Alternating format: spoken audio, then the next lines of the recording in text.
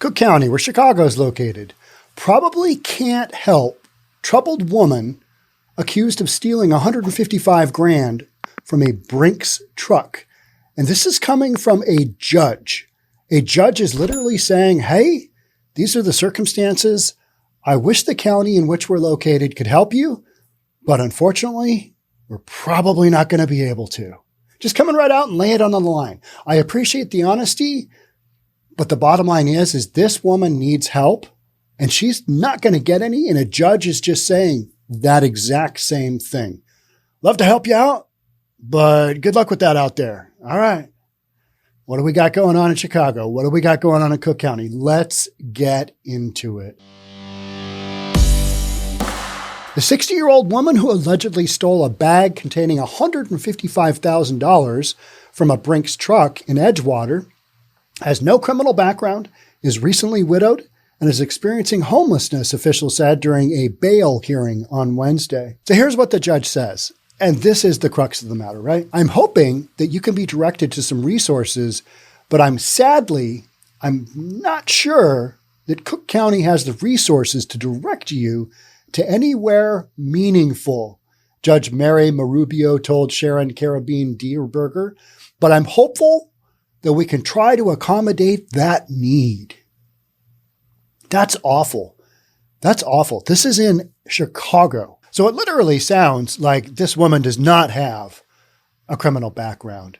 Maybe just recently she's 60 years old. Maybe she's got early onset Alzheimer's, some kind of mental deal going on where she's deteriorating. Her husband just died. That's a horrible, horrible time in somebody's life to be alone and homeless. So I really don't blame her. A single woman at 60 in Chicago, I don't really blame her for trying to get away with stealing the bag of money, because what has she got to lose? I mean, honestly, her house? No. Doesn't have a car? No. Resources? No.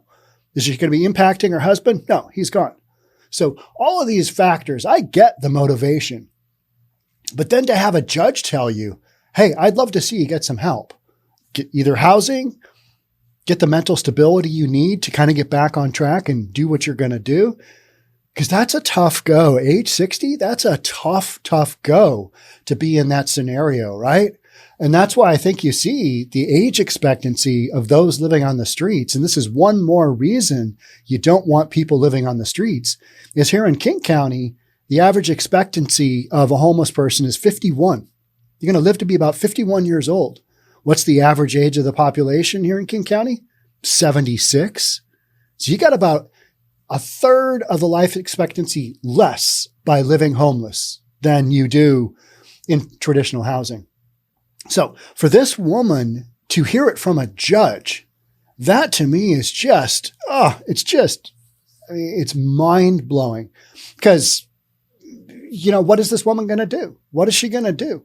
We're in North America and we're literally pointing out and we're stating, I don't think we're going to be able to do much for you. I wish we could. I really wish we could, but the judges just, how judges always say the tail end of their sentencing or hearing or whatever. I hope you take advantage of the resources offered to you and turn your life around. Well, this judge isn't even stating that. This judge is stating, hey, wish we could help you, but that's probably not a reality. So good luck out there. I'd like to hear that. Wild, right? The theft occurred at a Brinks guard was unloading money bags outside Chase Bank on North Broadway around 12:30 p.m. Monday. Prosecutors said a witness saw Carabine-Dierberger, that's the woman, take a bag of money from the back of the armored car and run away. The guard, tipped off by the witness, chased the woman into an automotive store, grabbed the bag from her, and walked out. Police arrested her at the Granville Red Line station a short time later. Every dollar was recovered, Marubio noted. The bank and Brinks confirmed that the stolen bag contained $155,000, prosecutors said, so they got all the money back. Carabine-Dierberger's public defender detailed her housing situation, the recent loss of her spouse, and apparent mental health issues that Carabine-Dierberger has, for which she is asked to receive help. Marubio expressed a sincere desire, that's the judge, to connect Carabine-Dierberger with the help she needs, but also doubted that Cook County has the ability to do that. A judge is basically just saying, yeah, got nothing. Cook County's budget during the 2022 fiscal year was just over, get this, how much do you think it was? It was $8 billion. $8 billion. And they can't figure out how to help their citizens that are in need? That's shocking, isn't it? How many hundreds of million do you think they spent on homelessness, creating all these elaborate things, when in fact people need to be able to go into a mental institution or go into a, hospital facility of sorts, get evaluated, start getting some help, start getting some housing, whatever it might be. This woman at a later stage in her life at age 60, I mean, that's a slippery slope. I mean, that is not going to be good. Single woman out there on the streets alone, horrifying, terrible. That doesn't matter what city you're in. That's terrible. That's an awful way to live.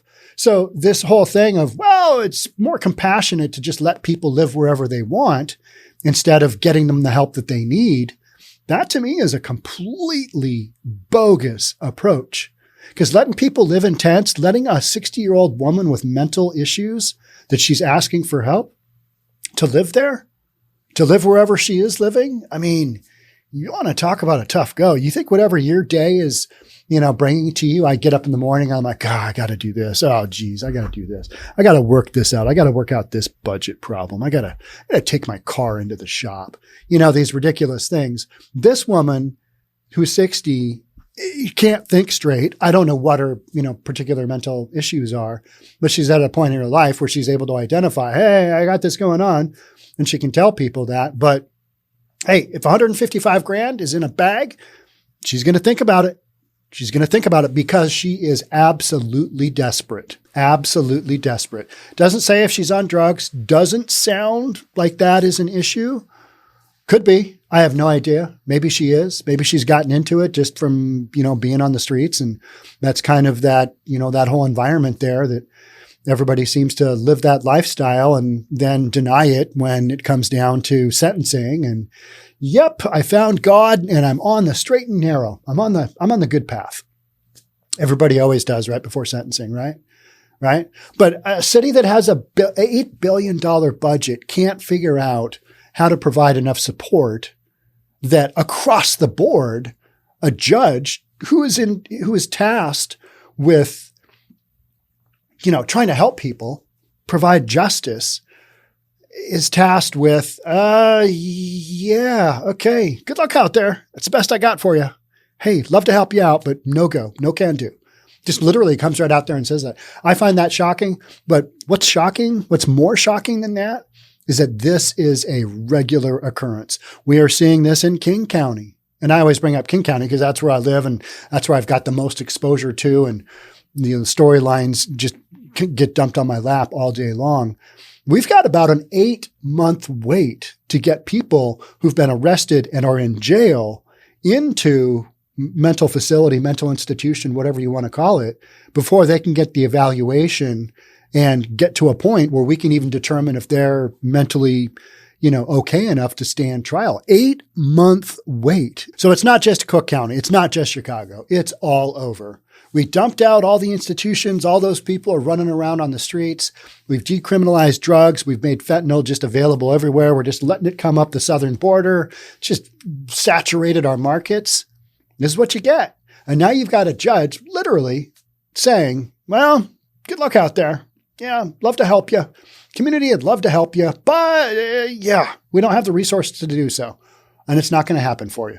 So this lady gets let go on her own, personal recognizance. Are they going to fine her? Are they going to throw her in jail? No, they're not going to. And for this instance where this person doesn't have a criminal history, I'm okay with that. But this woman, before she's desperate enough, she's going to steal again, right? I mean, she's probably going to do that. Get her the help that she needs. Let's go down those roads. You got to do something. What we're doing right now just isn't working. And everybody knows it. Everybody knows it. But we just kind of tread water and I hope things get better. All right. Any day now. We'll get better. And the elected officials in these kind of cities, what are they doing?